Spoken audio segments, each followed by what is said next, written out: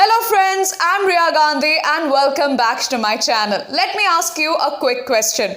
Would you like to spend 80% of your time learning just about 20% of your syllabus, or 20% of your time learning 80% of your syllabus? If you're like most people, you'd probably go with the second option, right?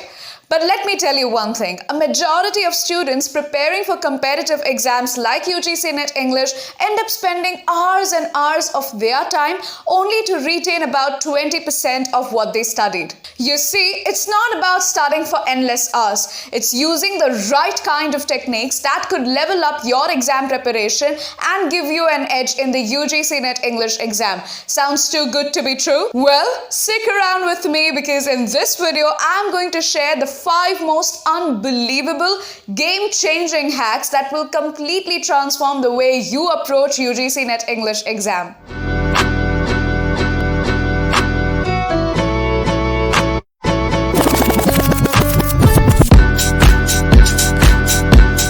Now, the first hack that I want to talk about in this video is one of my favorites. It's what I call reverse engineering from previous year questions. Now, I know you have heard a lot about PYQs and the importance of solving them, but let's flip the script here, shall we?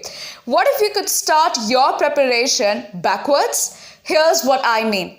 Instead of starting your preparation from scratch, start by solving PYQs. And when you solve these PYQs, identify any patterns. For example, when you're solving these previous year question papers, you will realize that there are frequently and repeatedly asked questions related to post-colonial theory, structuralism, post-structuralism, and more. Once you identify these patterns, make a list of them and start your preparation by focusing upon these topics. Prioritize these topics and then you move on to the other areas. Why does this work? Well, if you're studying in a vacuum, there's a high risk that you're going to waste your time studying the topics that won't even appear in the exam. But if you start with reverse engineering, you're going to prioritize some of the most important and relevant topics that are highly likely to appear in the exam. But that does not mean that you do not cover the remaining areas at all. The idea is to solve PYQs first, to identify certain patterns, prioritize the most important and relevant areas, and then you move on to studying the remaining areas. This brings me to the second game-changing hack, and that is called as the 80-20 literature rule. It is based on Pareto principle, which means that 80% of results come from just 20% of efforts. If you put this in UGC-NET English context, it basically means giving more focus and energy to the most important topics first. So let me ask you a quick question. How many of you have been overwhelmed with the vast syllabus of UGC-NET English exam? I know I have. There is so much to cover, from British English literature, American literature, Indian English literature, world literature, literary theories, and more, right? Here's how to tackle it. Instead of spending equal amounts of time on each and every topic, you can spend 80% of your time on some of the most important and frequently asked areas like Shakespeare, Charles Dickens, post-colonialism, structuralism, post-structuralism, and more. By focusing 80% of your time on such high-yielding topics and 20% of remaining time on the remaining areas, you can maximize your efficiency and reduce unnecessary stress. The next hack is one of the most important and unconventional hacks. It is what I call as teach to learn. What does this mean?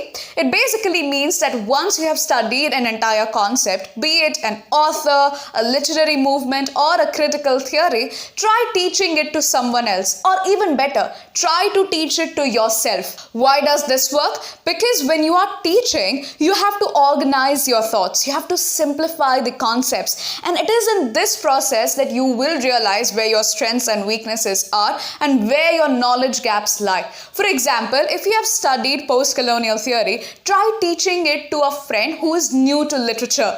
That's when you will realize whether you have learned it properly or not.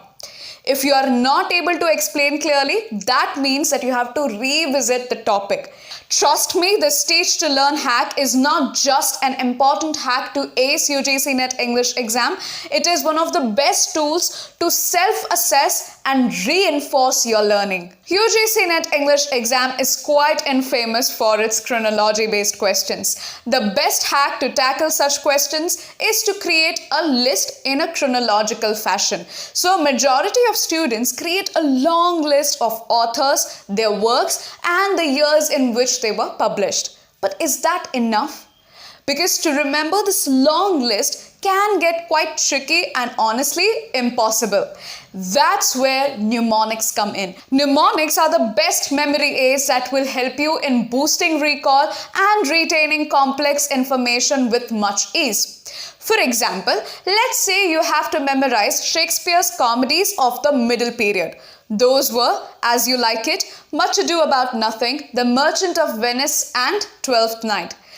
Now imagine that you have to remember these comedies of the middle period, the comedies of the late as well as the early period, and not just Shakespeare. You have to remember the works of so many authors. So if a question appears in UGC-NET English exam related to Shakespeare's comedies of the middle period, it will get quite impossible to remember these 4 exact comedies. So how do you tackle that? By just memorizing, you will only get so far. But how long does it take to memorize this one line? Which is, it was not middle-age crisis as much of your night was spent in Venice. Middle age refers to the middle period.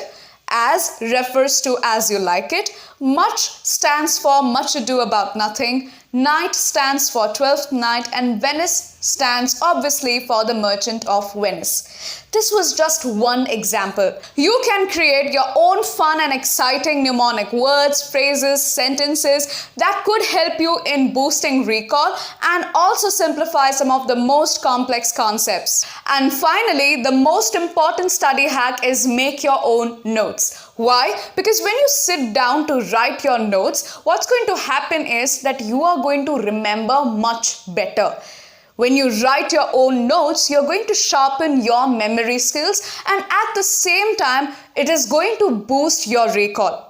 But one of the most common issues that a lot of UGC-NET English aspirants face is how to create our own notes when there are a plethora of reference materials available in the market, and they are so extensive, they are so huge. Reading each and every line, figuring out what's important and what's not, and then creating notes becomes quite a tedious and time-consuming process. In that case, how are we supposed to create our own notes? Well, don't worry, because I've already done the hard work for you. In my live classes for UGC-NET English exam preparation, I am explaining the history of British English literature, Indian English literature, and literary theories in a very simplified and comprehensive manner.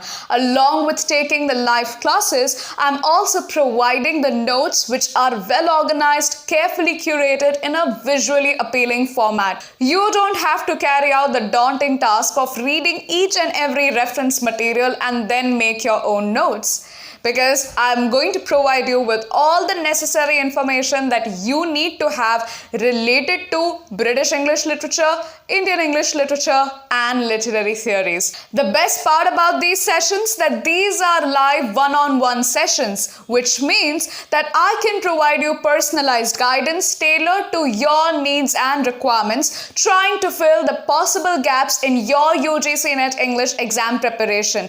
If you want to know more about the courses I offer, the sessions I take, and the notes I provide, feel free to check out my TopMate page. It's topmate.io/Riya Gandhi. I've shared the link in the description box below, so don't forget to check it out. So there you have it. These 5 unbelievable study hacks are designed to make your UGC-NET English exam preparation more efficient and less stressful. If you found this video informative and helpful, please like, share, and subscribe to my channel for more content like this. Thank you so much for watching till the end, and I'll see you in the next one.